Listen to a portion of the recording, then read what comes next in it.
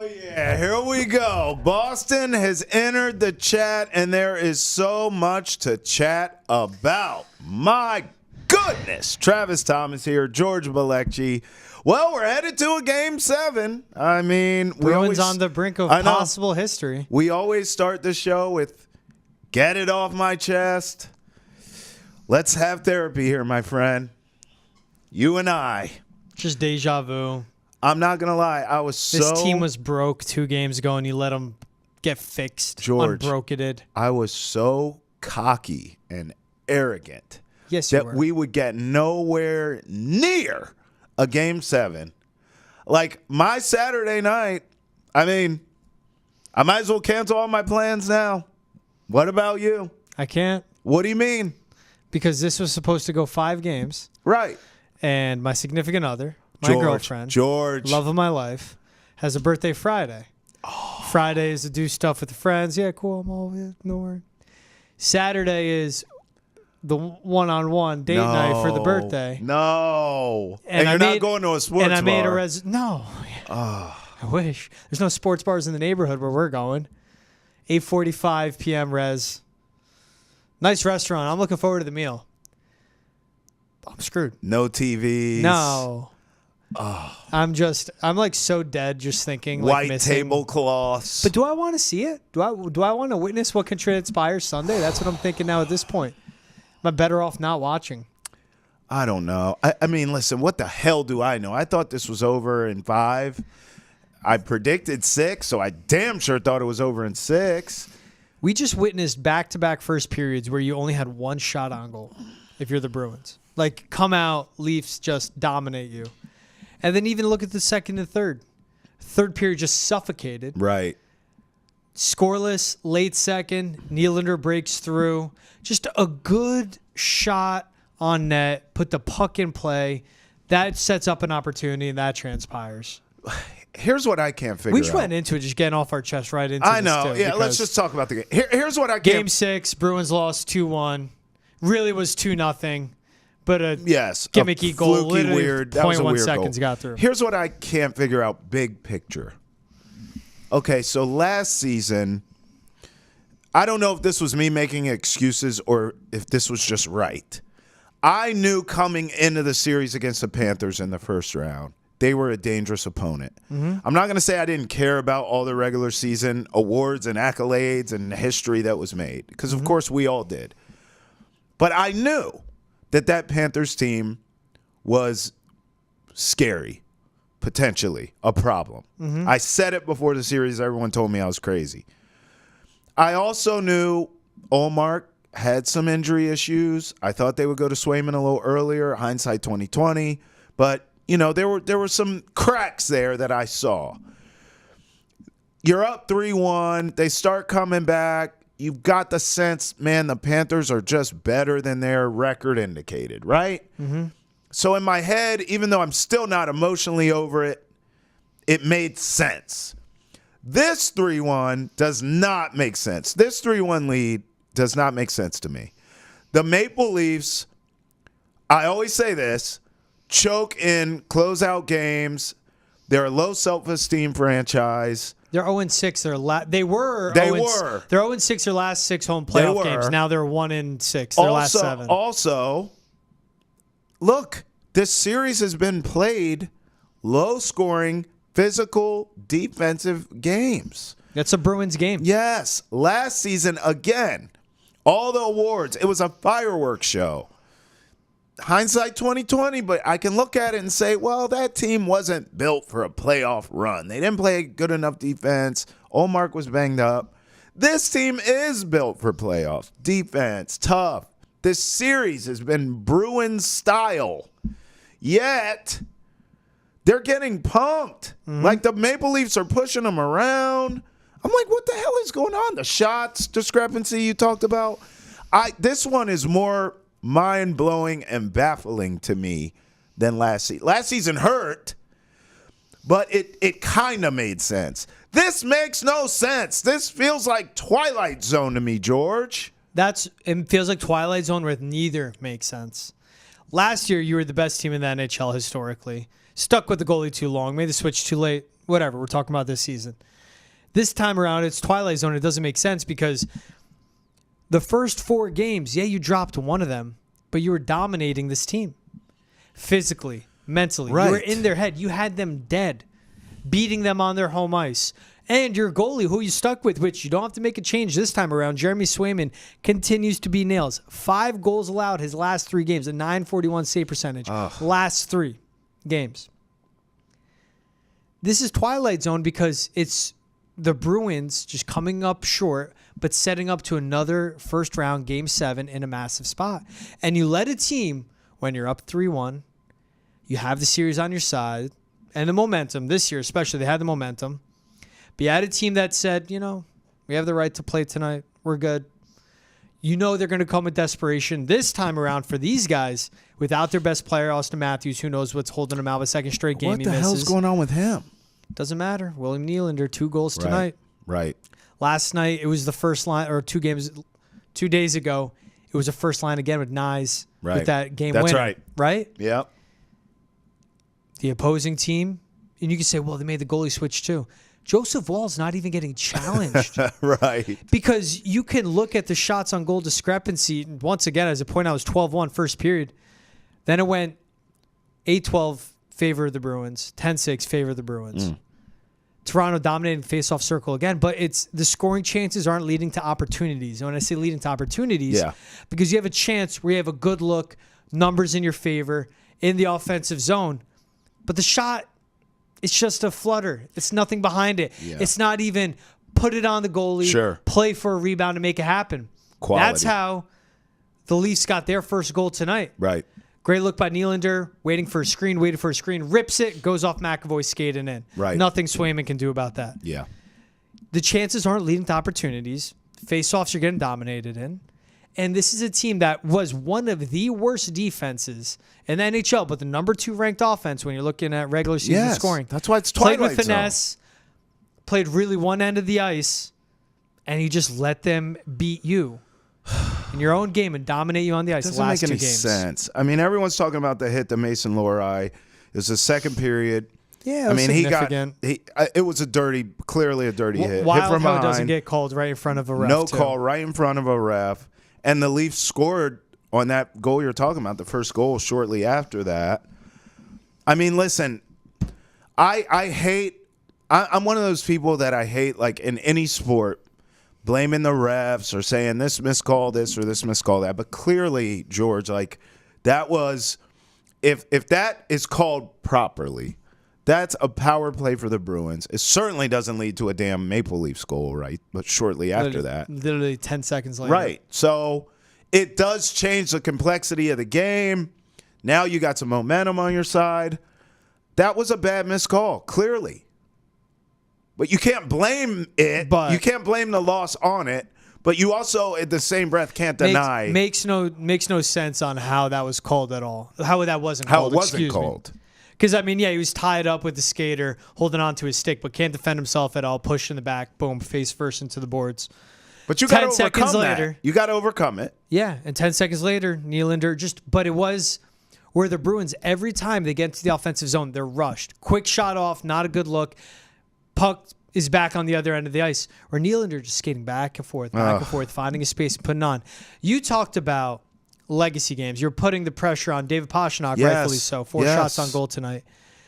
But the guys that have been leading the Bruins in time on ice the last 2 games, Charlie McAvoy, David Pastrnak, Hampus Lindholm, Brandon Carlo, Brad Marchand. Right.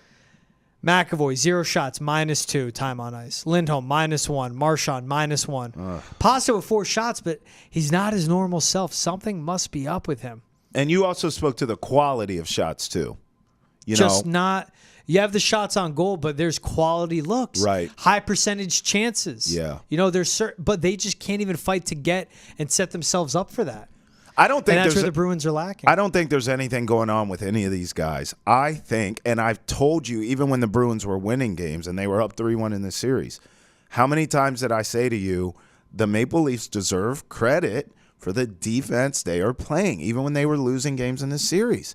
They are playing the Boston Bruins style of hockey, and they are out-Bruinsing the Bruins. It's unbelievable to me. That's why I say it feels like a Twilight Zone. Because if you had told me in this series that all these games were going to be low-scoring and defensive, and that the Bruins would have a 3-1 series lead, guess what happens next? Fill in the blank, Trav. I'd say 5 games.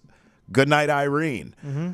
But that's not the case. I do not believe there's any issues per se. I think the Maple Leafs are just playing that good a defense. Clearly, I mean, and offensively, the better team. We knew that. Right. We saw already in knew regular that. season, Yes. more skilled. Yes. It's the physicality of it. It's the coaching, which is wild to say about Sheldon Keefe. Yeah. And this is a team, you knew what you're going to get. Backs to the wall, down 3-1. Ugh. But without their best player in Austin Matthews especially.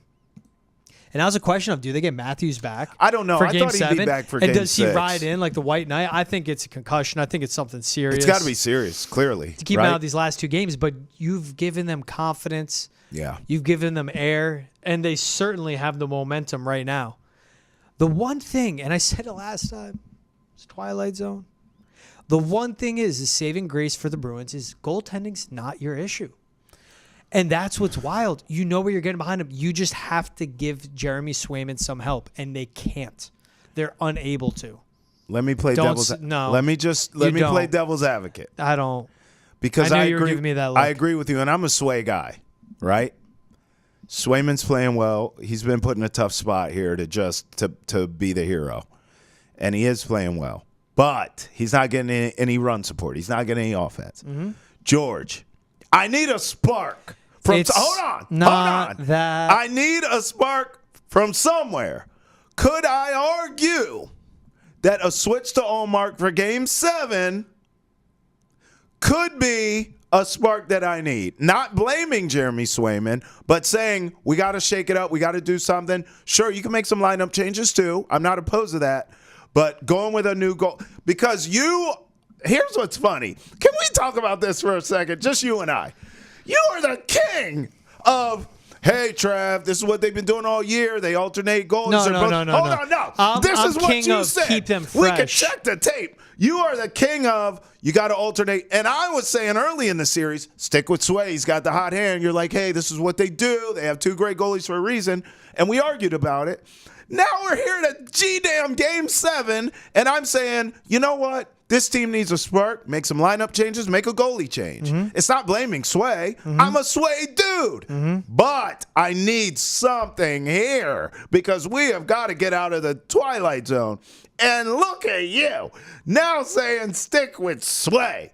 This whole series has flip-flopped like a sandal. It's unbelievable to me, George. What spark does it provide your team if you pull your goalie that's allowing under 1.5 goals against with a almost 950 save percentage where you've only scored 2 goals the last 2 games? Should be 1 goal the last 2 Facts. games. So what spark does Linus Ullmark supply? I don't care. I'm wrong. I said rotate and stick with it, and I don't give a damn. I'll gladly be proven wrong. That's the thing about me.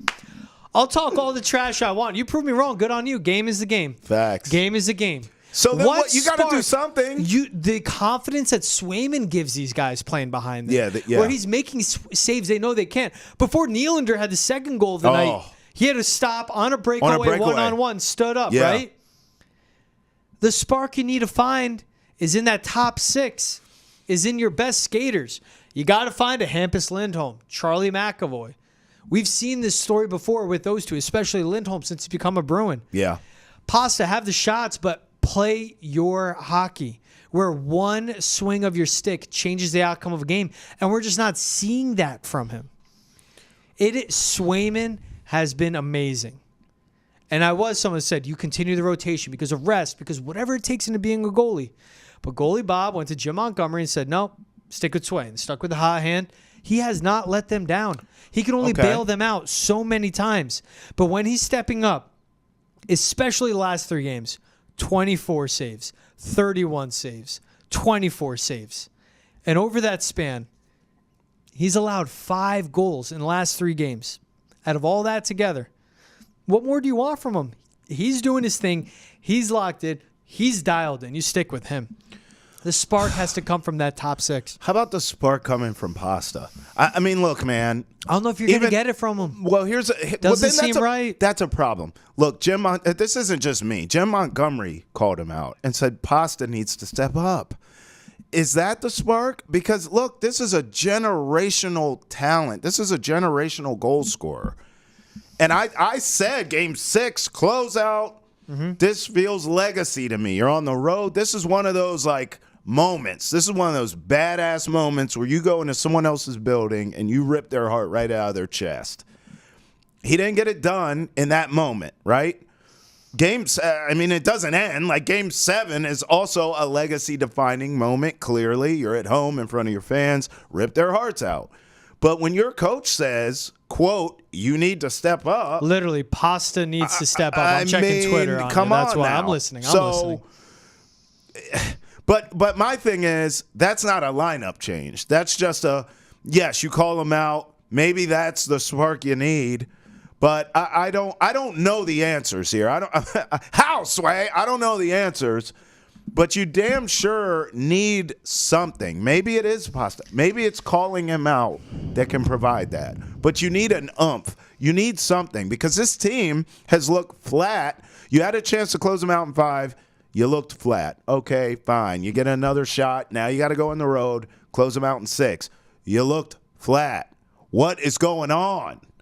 Like, what does it take to wake you up? Maybe it's the call out. It's not me calling him out. It's the coach. And you know what I say? Everything I'm saying, Pasta doesn't look right. Pasta doesn't look right. If your head coach is calling you out, you're good. Because he wouldn't do that. But, George, that's why I said it's the Maple Leafs defense. It's not a health thing. It's not right. Mm-hmm. You have to give credit where it's due. I know no one wants to because we're not used to seeing this. This isn't the Hurricanes or the Rangers doing this. It's the Maple Leafs. I mean, they are doing 2 things you never see. You do not see this team out-physical other teams. They are finesse. They want to get up and down with you, right? They want to play helter-skelter. They are beating up the Bruins. You never see that. And then the other thing, which is far more inexplicable to me, is you don't see the Toronto Maple Leafs not choke. Like, in closeout games, they're going to lose and be closed out, and it's over. Lights out, turn off the water, thank you for coming. Cue the band.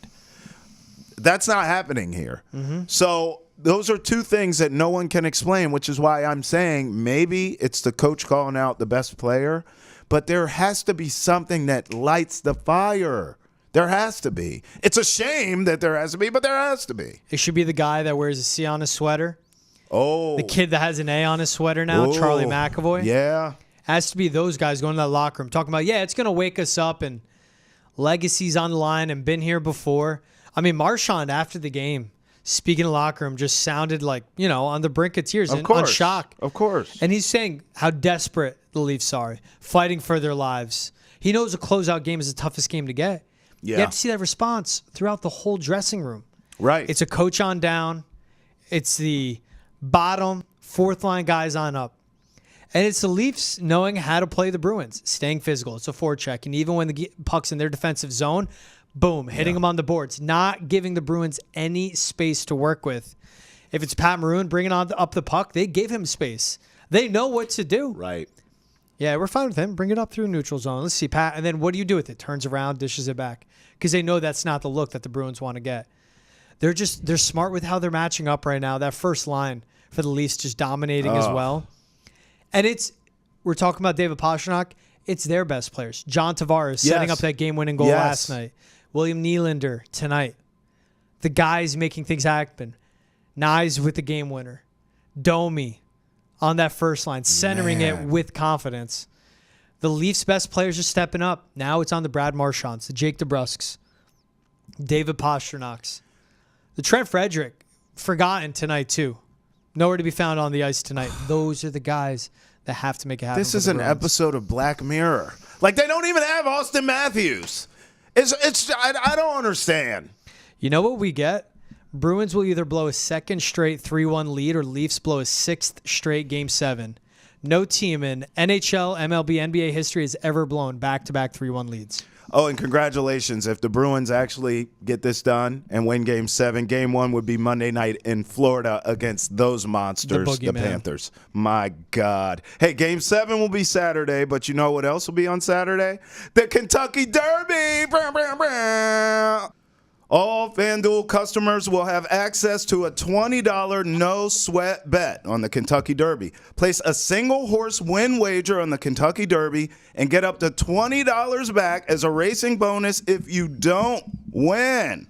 All right, let's bring her in. Gabby Gaudette, FanDuel TV racing analyst. Welcome to the program. First of all, tell us what FanDuel has going on. You heard us talk about it there. And then tell us about the field in this race. What horses should we keep an eye out on here, Gabby? Well, guys, I'm so excited to be on here with you guys to talk a little bit about the Kentucky Derby. But also, I'm really excited that FanDuel's finally on site for the Kentucky Derby this year. In years past, we haven't had this extensive of coverage. And we are on site today, tomorrow, Saturday as well. So it's not just the Kentucky Derby. There's so many races being run from now until the Derby. But no, I'm just excited about it. Obviously, the $20 no sweat win bet opportunity there for new customers too. And we're just excited to get to it. And this year's Derby, you guys, I've covered several Derbies in my career, and this is one of those races this year. Last year, you could pick anyone. I thought that it was a wide open field. But this year, I think the two favorites, which are Fierceness and Sierra Leone, they really do look like the class of the field. And I think the race this year is probably going to go between one of them. I prefer Fierceness for Todd Pletcher. He's won the Derby before. He has Johnny Velazquez, who's a Hall of Famer. He's won the Derby several times before in the past as well. So I just think the connections, they've got this horse right where they want him this coming Saturday. All right, Gabby. So one thing that I look at when I'm trying to bet, obviously we see the odds, we see the cool names. That's really how I try to bet horse racing. But how important is a starting stall when we're looking at this horse race, whether you're betting it or you're just watching to try and figure out who could be the winner? So it depends on their running style. So sometimes horses, when you look at horses run in a pack right around the racetrack. And sometimes we say horses are forwardly placed. So they'll be kind of the front runners in the pack. Then you have mid-pack runners who are in the middle. And then you have what we call closers who will close from off of the pace. They will be making that last move. Sierra Leone, who's one of the favorites, he's one of those horses that's going to be making one of those last moves. He has no early speed, and he has post position number 2. That could be a big problem because he has 19 other horses in front of him to go around. So I think that was probably the trainers, the owner of the two, Sierra Leone, they probably weren't crazy about that post position. And on the opposite side, Fierceness, he now draws, I think now he, with the scratch of Encino, now I think he's coming out of stall 16. It's not an issue for this horse. I like him with this outside post position. And guys, keep in mind that sometimes, we like to look at stats and we like to look at stalls and the starting gate and which stalls have been more successful. But recently, in the past couple of years, they actually installed a new starting gate. It's a 20-horse starting gate that they don't use frequently. Obviously, we don't really have a lot of 20-horse. We don't have any 20-horse fields in North America except the Derby. So those stats, I don't think, because of the sample size, it's kind of hard to rely on it. But I will say post 20 is difficult to overcome, not impossible. The recent trends post 4 and under, so 1, 2, 3, 4, it's been really hard for horses to win from those post positions. All right, Gabby, Justified was the last Triple Crown horse back in 2018, but do you see any potential Triple Crowners in this field? I do. Honestly, I do. I think Fierceness could be any kind of horse. He is incredibly fast, and on his best day, he is lengths faster than the rest of the field. But he has some quirks, and he hasn't always been the most consistent athlete. And that's, that's the biggest question for him is, can he deliver his A game? Because if he can, every horse is going to be running behind him. Quirky is how I was described in middle school. So I'm happy to hear horses can be quirky too. What about an exacta box pick or a trifecta box? Is there anything you're looking at this Sunday that you would say would be, hey, this is where I'm leaning? These are horses you can see finishing 1, 2, or in top 3. Okay, so I like to look at recent trends, and we have these qualifying races that offer points for the winners and the second place finishers and third place finishers. So essentially these horses, they run in these qualifying races and they earn points, which then in turn get them into the starting gate for the Kentucky Derby.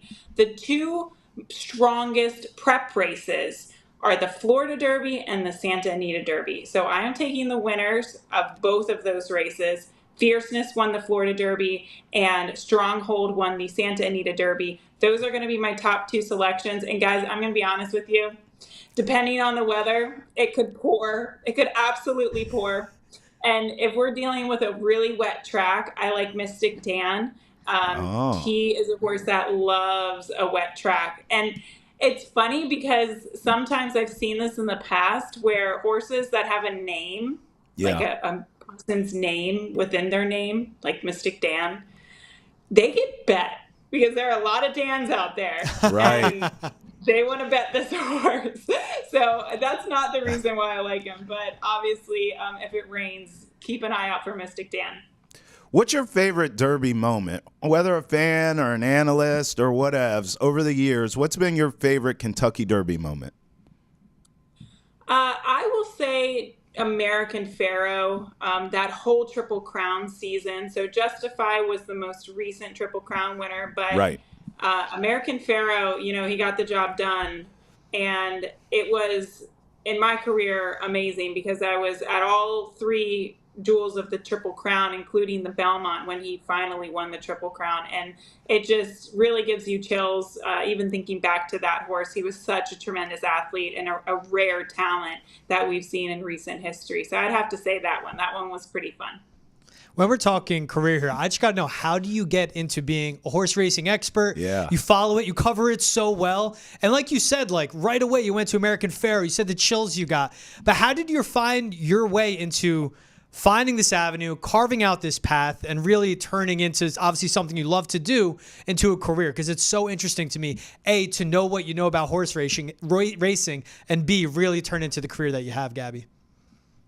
Well, I didn't always thought that I was going to pursue a career in media. I actually thought I was going to be a graphic designer at like some boutique place in DC, like, creating banner ads. Honestly, that's what I went to school for. And it changed for me because I did see this opportunity in media and horse racing, and it really piqued my interest. But why I'm so knowledgeable, I've watched a lot of races, but my parents were actually trainers. My dad was a longtime trainer in Maryland. My mom, once he retired, kind of picked up the business and the stable. And actually now my sister currently is a trainer, so in Maryland. So yeah, it definitely, I've had family members that have been in the industry, different positions within the industry. And that's why I kind of have the knowledge and I think the desire for it. Gabby, let's get down to business here. Fellow Marylander like you. Listen, I lived in Pimlico for a long time. I covered the Preakness as a pro for a long time, and it was some of the most drunk, sloppy people I've ever seen in my life. I've always looked at the Derby from the outside as a classier joint. Is the Derby a classier joint, or is it a rager just like the Preakness is? It's an absolute rager. Now, there's not going to be any running. No, it's a total rager, guys. I mean, I'm not going to lie. I've had some not so proud moments at the Kentucky Derby, just attending as a fan. But yeah, don't you remember like back in the day for the Preakness, the running of the porta potties? Oh yeah. These people were crazy. They would get on the porta potties and have races at the Preakness. Yeah. Once I saw a guy being dragged out like in a kiddie pool. I don't even know how they got the kiddie pool in the infield. It was crazy, crazy times. But no, people at the Kentucky Derby, trust me, they know how to have fun. Gabby, they would run on top of those porta potties, and people would chuck beers at them while they were running across. It was insane. Wouldn't catch me up there. All right, Gabby, last one I got for you. I'm betting on Mugatu solely off the name, solely because it's Zoolander. How stupid am I to bet on Mugatu at 81-1? Well, he first has to get into the race. So he is on what we call an also eligible list. So there has to be one more defection out of the race in order for him to actually run, which is possible. So we'll find all of that information out. I think it's Friday at 9 a.m. is this what we call scratch time. So there's still hope that Mugatu will run in this race. As of now, he's not in, but I'm telling you, Zoolander is the most quoted movie in my household. I mean, I could quote, I don't know, the entire movie. It's one of the best movies of all time. Where it's why male models? But why male models? Gabby, you're the best. Thanks for that. You're the best. We'll end it with some blue steel here. Gabby Gaudet, FanDuel TV racing analyst. We appreciate you coming through. Thank you. Thanks, guys. Pleasure. Oh, that was great. All FanDuel customers will have access to a $20 no-sweat bet on the Kentucky Derby. Place a single horse wager on the Kentucky Derby and get up to $20 back as a racing bonus if you don't win. So much fun, George. I really got her going with the Preakness, so you saw that. That's what got Gabby to open up. And it had me thinking, all right, now I'm interested in attending a race. You won't catch me up and down on the porta potties. Well, they outlawed that now. You can't do that. This was the good old days when you could get hammered and run the porta back johns. in 72. Yeah, but not that far. I mean, she knew it. Come on. It wasn't that long I just ago. love, I'm going to bet on Mugatu. She's like, that horse can't race until one gets scratched. But I found another. All right. Forever Young. Oh. Japanese horse. Okay. One in Saudi Arabia. All right. I'm Arabic, so I'm just going to bet on a horse that won in Saudi. That's it. That's all I know. I don't know anything else. Respect. 10-1 odds, so it's a lot better than 81-1, as Mugatu was. I want to be forever And that's all young. you'll think when I win. That's I it. love it. All right, let's pivot, to Kristaps Porzingis. Talk now, about other horses. Reports say he's going to miss likely the second round playoff series, should be back for the Eastern Conference Finals. You and I talked about this. I mean, the Celtics should be in good shape for this next round without him, right? Yeah. Okay. Magic, Cavs, they'll be fine. It's to me what I'm thinking, because I have some of the reports written down. Likely out for the next series as well. The expectation or hope is he would make a return if the Celtics advance to the Eastern Conference Finals. Right. It's just, that's far down the line. And it's hope is he would make a return if they make it. Well, he's hurt. They're hoping he's back for the Eastern Conference Finals. And I feel like that's really, tempering expectations? Yeah. Look. Hope he's back for the Eastern Conference Finals. There's a difference between expectation. We expect him back. I'm hoping he's back. Isn't some of that timing? Use it in a sentence. Okay, but wait. If you sweep whoever, Cavs, Magic, right? Just stay with me. You need the other side to go 7. But it doesn't. This is where I'm going here. It doesn't. Let's say we get a couple sweeps. Then, yeah, it's probably a little bit rushed. You're so optimistic. I'm just saying, I think they're protecting themselves from, oh, snap, sweep. We're playing now. He's not ready quite yet. So then they can change the wording. And guys like you are picking up on the words. Dude, the Celtics here. Are habitual liars when it comes to injury reports. I'm just saying. They can say, hey, we hope to have him back by the end of this series. That's a big 7-3 Latvian with a bad calf right now. Bad wheel. Maybe 2 bad calves. Bad wheel. And the way he's a rim protector, and I always keep bringing that up because he has to elevate. He has to jump. Right. Everything he does rebounding-wise, getting up and down on the floor, supporting this offense, being an anchor in the defense back at the rim. I mean, it's not a guy that is catch and shoot. Sure. Like a bad Achilles for KD doesn't scare you as much, but think about it, same thing. KD came back with that calf strain, making a simple basketball move. The way Kristaps messed up his calf, making a simple basketball move, and that's what has me worried about it. So I just keep seeing the word hope. The hope is he would return for the Eastern Conference Finals. The hope. There's optimism that Porzingis will be back next month for suffering a right solar strain, a calf strain. Right. This is Chris Haynes before Game 5. The hope is the Eastern Conference Finals. holding their breath till June. Well, Plug your nose, hold your breath till June. And then you're hoping he's good enough to go in June. Yeah, but and he makes it through a series in the finals in June. I'm confident about that. Oof. I am. I think you can get through the East. Listen, if they can get through the East without. If breaking news comes down the line and they say Porzingis is not on schedule to return at all for the Eastern Conference side of the playoffs, he'll be available for the NBA Finals. I'm fine with that. What I need is Tillman to step up more, Cornette to step up more. We understand, obviously, Horford's going to play more minutes. I just need those guys to be worth their weight in salt, and they should be fine. I need Tatum. Where you must have Kristaps Porzingis. I'd like to have him for the Eastern Conference Finals. Of course. Where you must have him is for the NBA Finals. If you're going to win a title, you've got to have him back. No matter who, if it's the Nuggets that come out even with a banged-up Jamal Murray, if it's the Timberwolves that can upset them, they have the guys in the squad. And, yes, they don't have the experience, but they got the dogs and they got the depth, especially defensively. I need Tatum to step up, though. I can't see another MVP series from Derek White, which is nice. It's fine. I agree. That's cool. I agree. But they go as far as Jason Tatum takes them. Now, Jaylen Brown's been all pro, man. Amen. Got paid, stepped up, been playing great. Jason Tatum needs to back up Jaylen Brown, which I never thought I'd say. But as a playmaker, Tatum's a leader. As a scorer, Brown's a leader. But you need Tatum to back up Brown late in game scoring. They need to create for each other. Right. Because if one is shooting, one is scoring, it opens up space for the other. They go hand in hand. Hey, man, no argument for me, which is a miracle. But I will ask you this. Who would you rather play, Cavs or the Magic? I'd go Cavaliers. Worse defense. Offense is okay. Yeah. They play at a quicker pace than the Celtics. But Celtics will slow things down now without Kristaps. Or actually, speed it up to keep up with them. Yeah. And just one good shooter for them it's been so far in the playoffs. That's Darius Garland. Like Donovan Mitchell's been good, but him and Garland, a lot of turnovers coming from them. I think they just play into the Celtics' strengths. That's interesting because that team has playoff experience. Yeah. Good, decent size.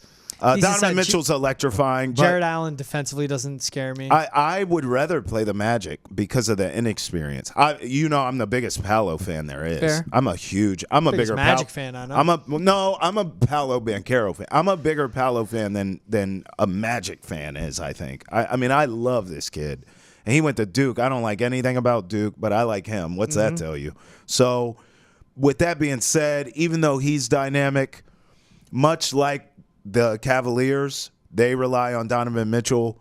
The Magic rely on Paolo. And then they don't have a consistent secondary or third option who scores consistently. Now, on any given night, any of those guys can get it done. But consistently, you don't have that reliability factor. Paolo's the only one you can count on. So because of that, I would rather... one guy to stop. I see it. Yeah, well, both. Same with Cleveland. But I'm saying... I guess I would rather play the Magic because they are so young. They're so new to this. They're obviously in a battle with the Cavs. So for them to get there, right, they would have to be battle tested. They're going to have some wounds. I think an easier matchup would be the Magic.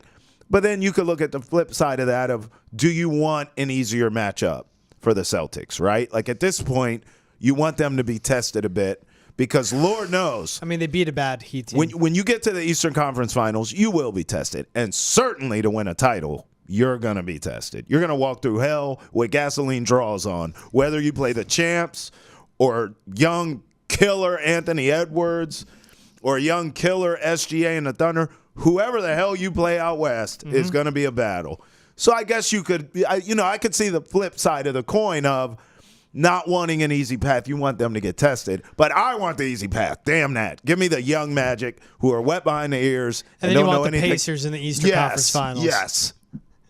Yes. I get it. You get them ready for the final. They need to be woken up, though, because Cavs can be the tougher test because that's a deeper team. Good, okay, all right, on the wings. Right. But if they don't get that punch in the mouth until they get to the finals, just scares me with this team. Like, when are you woken up? And I get the KP injury will wake them up, but beyond that, what gets them going? I don't know. I want Cavs. Yeah, I mean, it doesn't really matter. Either whoever it is going to catch an L. It's the next victim for the Celtics is what it is. For all the latest on the Celtics, check out Hold My Banner on YouTube, Facebook, and wherever you get your podcasts. Make sure you follow us on all your social media accounts for all of the best content. All right, let's go. Hosted by Travis Thomas. Hey, I was being humble, but since you mentioned it, yes, it is. Ante Campbell. Yes, it is. All right, let's go winners and losers from the week. First, give me your winner. I'm going to go Celtics here. I mean, we just talked about it.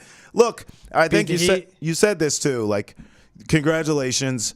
You did what you were supposed to do. You beat a hobbled Heat team, and you made quick work of them. Congrats. You're winners for that in my book. You are. Okay. They're losers for me because he lost Kristaps. But my winner is Christian Barmore. 4-year extension, $92 million, 31.8 guaranteed. Got to be one of the top paid guys at his position. Good for him. Yep. Showed up his rookie year, banged up sophomore year, year 3 breakout, one of the best defensive tackles in the game, a pass rusher that you want at the interior of the pocket. Good for him. He's a great player. Get paid, bro. Losers, I'm going Deion and Shedeur Sanders. What are you doing? I like that. I mean, you can't be going at people on Twitter. You got to be above that, especially Deion. And Shedeur, too. I'm not letting him off the hook. I know he's a kid, but you're the quarterback, bro. Like, act like one. And then Deion really ticked me off because you're leading a program. Mm-hmm. What are you doing? You literally preach to us all the time. So you guys going at people on Twitter are not cool. I'm giving them losers, and I'm the biggest defender of them. It hurts me to do that. Losers for me, the Porters. Oh. So Jonte Porter banned for the NBA for life for gambling, of course. Coben Porter sentenced to prison for 6 years for a fatal crash, killing a woman while drunk driving. Javon Porter just arrested in Missouri for a DWI. Bro. I think there's like 7, 8 of them. You're 3 down. Like, if I'm Michael Porter, he's Michael Porter Jr. If I'm Michael Porter Sr., I was like, what's Michael Porter Jr.'s dad's name? I sit them down and just go, stay inside. Right. Don't go outside. Hit the books. Yeah. Don't drink. Stop messing this up. Don't drink. Don't gamble. Wild. I mean, listen, bro. Like, doesn't it feel like that family is going to have a 30 for 30 in 5 minutes? Michael Porter Jr. spent college in Missouri. I've watched a couple of his press conferences. Did you cover him? Were you out there? No. I was 4 hours south. Okay. But, like, 5 brain cells going on up there for Michael Porter Jr. 5? He knows what to do on a basketball court and how to shoot and learned how to defend. But there's 5. Maybe I'm surprised he remembers how to breathe. He's a mouth breather, Him bro? and Kadarius Toney. I think Kadarius Toney, I'd be more comfortable trusting Kadarius Toney with like a task of going to the store and getting me milk than Michael Porter Jr. How did we get here? How? Sometimes on Boston has entered the chat. I just have to ask you, chat, how we get here. All right, let's say goodbye to an absolute legend and institution. Jack Edwards called his final play-by-play on NESN for the Bruins. I mean, look, man, like I feel the same way about Mike Gorman. Like, it's an honor to even be in this town with all these iconic teams and franchises. Neither one of us are from here, so I'm sure you felt the same way. Like, getting the opportunity to come to Boston, cover all these great franchises is amazing and an honor in and of itself. But then you couple that with these iconic broadcasters and these voices and these faces of these teams who we're seeing kind of start to phase out here. I mean, honestly, bro, I can only speak for me. I imagine it's the same for you, but it's inspiring to me to not only watch these guys' careers, but the impact that they had during it. Yeah, Jack, 19 years calling games with the Bruins. Like, not many people get that type of run with one team, you know? And that's a guy lived, breathed, died hockey, died Bruins hockey, never higher than when they scored or when they won. He compared Bruins wins to Revolutionary Wars. Wow. He'd yell, get up at opposing players that were hurt. Get up! And I think the best how Jack put it, his last words ever on NESN Airwaves as a play-by-play voice was, long live the Boston Bruins. Yeah. It wasn't about him. It was always about the Bruins. And I think that's what made him so amazing at his job, what made him an institution. You loved him. You hated him. He was polarizing in his position. Yeah, he died for the Bruins, and he'd be called a homer for sure. But you know what? You watch it, And nothing was better than Jack calling a goal for the Bees. Yeah, no doubt. That's what sticks with me. That's well said. And look, he's still going to be doing work here at Nesson, which is fantastic and great for us. Obviously, we're all lucky to continue to have him. But I just think when you look at that career, it's you're just not going to – and you and I aspire to do these things, but you're just not going to see these careers of Edwards, Gorman. You're not going to see this again. No.